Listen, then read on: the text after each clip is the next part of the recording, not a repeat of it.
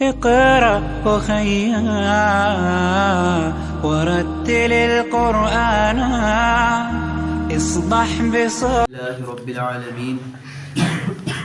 والعاقبة للمتقين والصلاة والسلام على سيد الأنبياء والمرسلين۔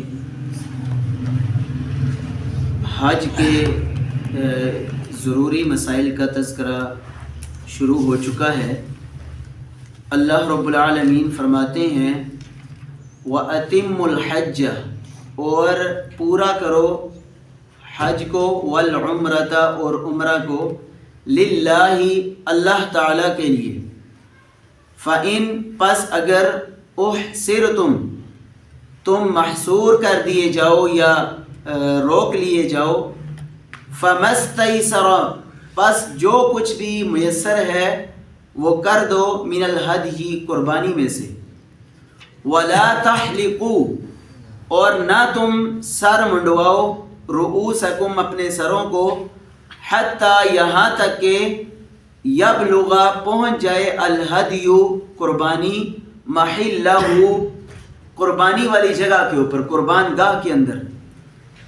فمن، پس جو کوئی، کان ہو، منکم، تم میں سے، مریضاً، مریض، او یا بھی، اس کو، اذن، کوئی تکلیف ہو، من رأسہ، اس کے سر میں، ففدیۃ، پس بدلہ ہے یا فدیہ ہے، من صیام، روزوں میں سے، او صدقۃ، یا صدقے میں سے، او نسک، یا قربانی میں سے، فَإِذَا، پس جب، امنتم، تم امن میں ہو، فمن، تو پس جو کوئی، تمتع، تم میں سے فائدہ اٹھانا چاہے، بالعمرتی، عمرے کے ساتھ، الی الحج، حج تک،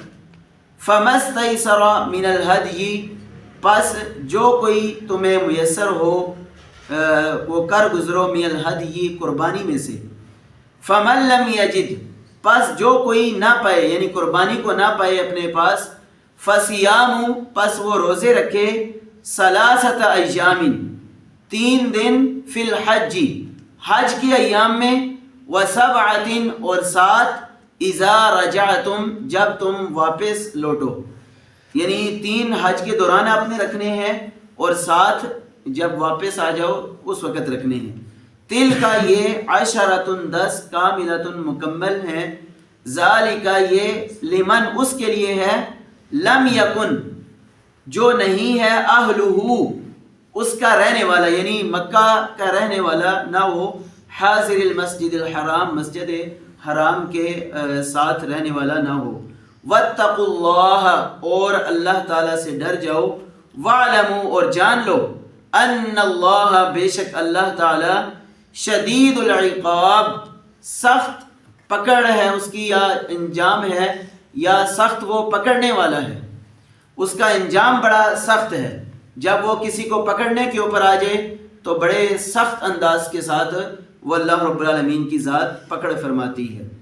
تو اس آیت مبارکہ کے اندر اللہ رب العالمین نے حج کے بنیادی مسائل ذکر کیے ہیں۔ ان میں سے پہلا یہ ہے کہ انسان کی نیت بڑی پرخلوص ہونی چاہیے۔ یہاں پر اللہ رب العالمین نے پہلے ہی آیت مبارکہ کے ٹکڑے کے اندر فرما دیا کہ حج اور عمرے کو تم نے اللہ تعالیٰ کی رضا کے لیے پورا کرنا ہے۔ اس کے جتنے بھی مناسک یا طریقہ ہے اس کو کرتے ہوئے تمہارے دلوں کے اندر یہ بات ہونی چاہیے کہ میں اللہ تعالیٰ کی رضا کے لیے، کیونکہ کام بہت ہی عظیم ہے، عبادت بہت عظیم ہے، انسان کافی تب و دو کرنے کے بعد، بڑی مشکل کے بعد، جمع پونجی کرنے کے بعد وہاں تک پہنچتا ہے۔ یہ سفر بھی بڑی مشکل سے، خاص کر کے پہلے دور کے اندر، آج تو بڑی آسانیاں ہو چکی ہیں، لیکن ان ساری مشکلات کے پیچھے یہ نہیں ہے کہ میرا تذکرہ لوگوں کے اندر پھیل جائے، نہیں، بلکہ صرف اللہ تعالیٰ کی رضا کے لیے کرنا ہے، چاہے حج ہو، چاہے عمرہ ہو، یا کوئی بھی عبادت آپ کی ہو، ادروائز مطلق یہ بھی آپ اس سے لے سکتے ہیں۔ دوسرا اللہ رب العالمین نے یہاں پر جس چیز کا تذکرہ فرمایا ہے وہ یہ ہے کہ اگر کوئی انسان حج یا عمرے کے لیے روانہ ہوتا ہے تو راستے کے اندر روک لیا جاتا ہے، جیسا کہ حدیبیہ کے مقام کے اوپر اللہ کے نبی صلی اللہ علیہ وسلم نے جب 6 ہجری کو عمرے کی نیت سے گئے تو راستے کے حدیبیہ کے مقام کے اوپر روک لیا گیا آپ کو. آپ نے وہاں پر ہی تمام صحابہ کرام کو فرمایا کہ اب ہمیں احرام کھولنا پڑے گا، اور پھر وہاں پہ آپ نے اس کے بدلے کے اندر قربانیاں دی، اور وہاں پر ہی اپنے اپنے جانوروں کو پھر صحابہ کرام نے قربان کر دیا. اگلے سال پھر اللہ کے نبی صلی اللہ علیہ وسلم نے 7 ہجری کو، جس کو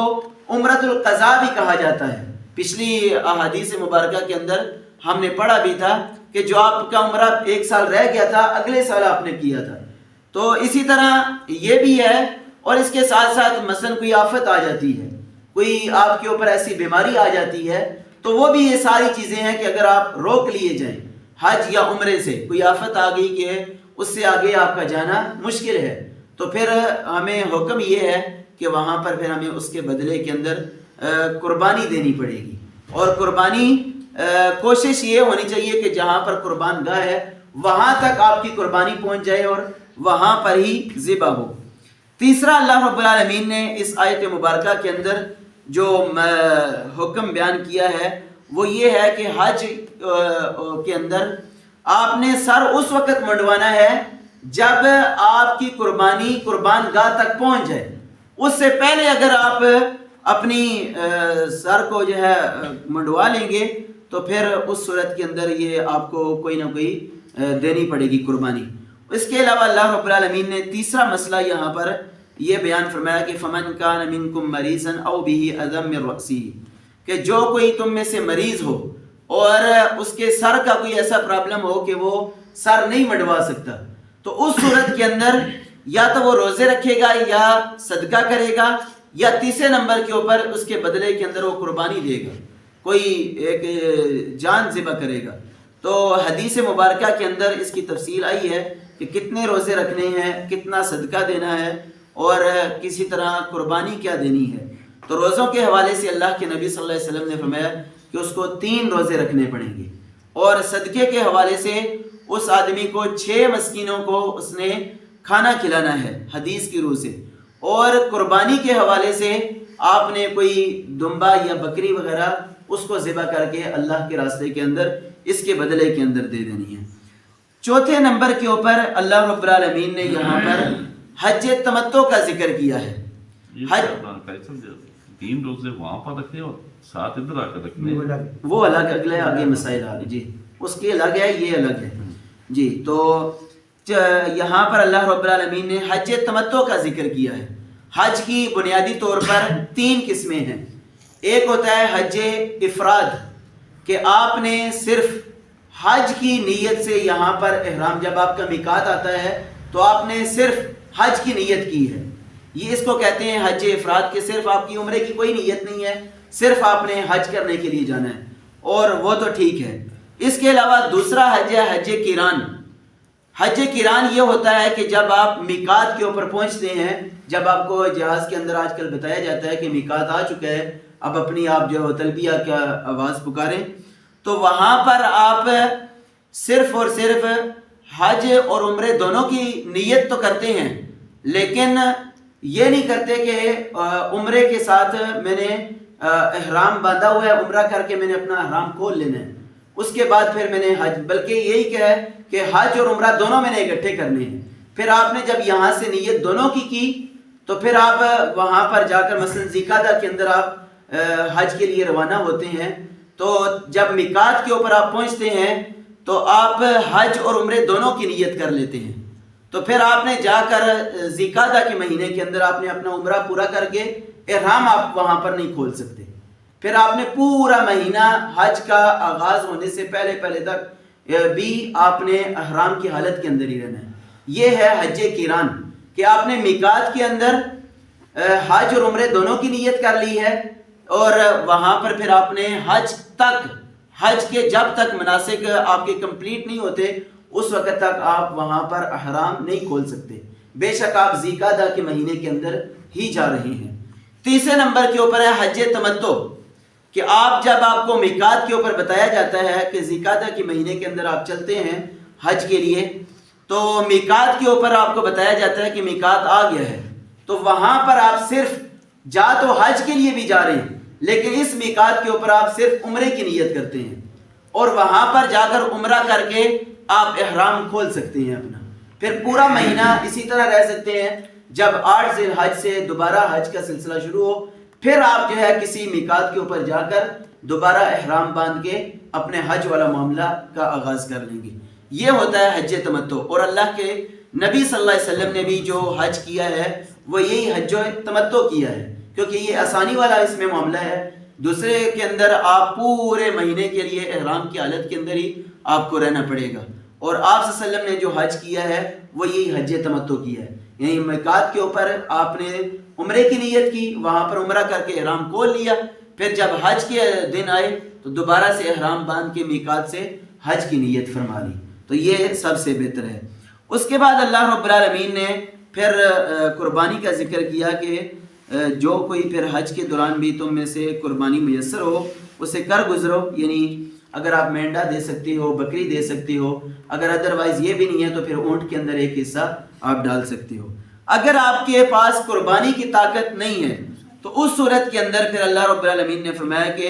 جو کوئی تم میں سے قربانی نہیں پاتا اپنے پاس یا طاقت نہیں رکھتا تو فصیام ثلاثۃ ایام، تو وہ پھر 10 روزے رکھے گا. 10 میں سے 3 وہ حج کے ایام کے اندر ہی رکھے گا اور 7 واپس آ کر رکھے گا، یعنی اپنے اپنے میدان کے اندر، یعنی اپنے گاؤں کے اندر، علاقے کے اندر جب واپس لوٹے گا تو 7 روزے اس وقت وہ رکھے گا. ہاں یہ ان آدمیوں کے لیے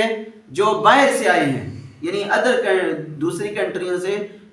حج کے لیے آئے ہیں. ایک وہ آدمی ہے جو ادھر ہی رہنے والا ہے تو وہ 10 روزے ادھر ہی اپنے کمپلیٹ کر لے گا. اس کے لیے یہ نہیں ہے کہ واپس لوٹنے والا کوئی نہیں ہے. حج کے دوران کرے تو اس کے لیے حج کے بعد بھی وہ کر سکتا ہے. واتقوا اللہ، پھر آگے اللہ رب العالمین نے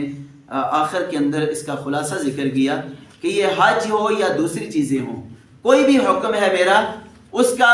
اصل جو روح ہے عبادت کی وہ یہ ہے کہ تم اللہ کا خوف تمہارے دلوں کے اندر آ جائے،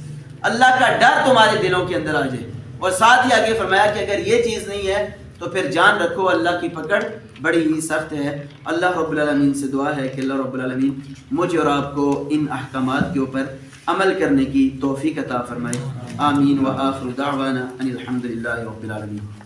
اس کے بعد ہماری حدیث مبارکہ کا درس ہے. تو آج کے حدیث کے راوی سیدنا طلحہ بن مصرف رضی اللہ تعالیٰ عنہ، وہ اپنے بابا سے اور وہ اپنے بابا سے یعنی دادا سے، طلحہ بن مصرف کے دادا سے روایت کرتے ہیں. قال، یہ فرماتے ہیں، رأیت رسول اللہ صلی اللہ علیہ وآلہ وسلم، میں نے رسول اللہ صلی اللہ علیہ وسلم کو دیکھا کہ جب آپ وضو فرماتے تو یفصل بین المزمزۃ والاستنشاق، آپ کلی اور ناک کے اندر پانی چڑھانے کے اندر فرق کیا کرتے تھے. یعنی پہلے آپ کلی کرتے پھر اس کے بعد الگ سے پانی لے کر ناک میں پانی چڑھاتے. اخرجہ ابو داود باسناد ضعیف، اس کو امام ابو داود رحمہ اللہ نے اپنی کتاب کے اندر نقل فرمایا ہے، لیکن اس کی جو سند ہے وہ کمزور ہے. تو اگلی روایت کل کی آ رہی ہے جو زیادہ بہتر ہے کہ آپ ایک ہی پانی کے ساتھ کلی بھی کریں اور ناک میں پانی چڑھائیں. انشاءاللہ کل اس کی تفصیل کے اندر جائیں گے. اللہ رب العالمین مجھے اور آپ کو عمل کرنے کی توفیق عطا فرمائے. آمین. وآخر دعوانا ان الحمدللہ رب العالمین.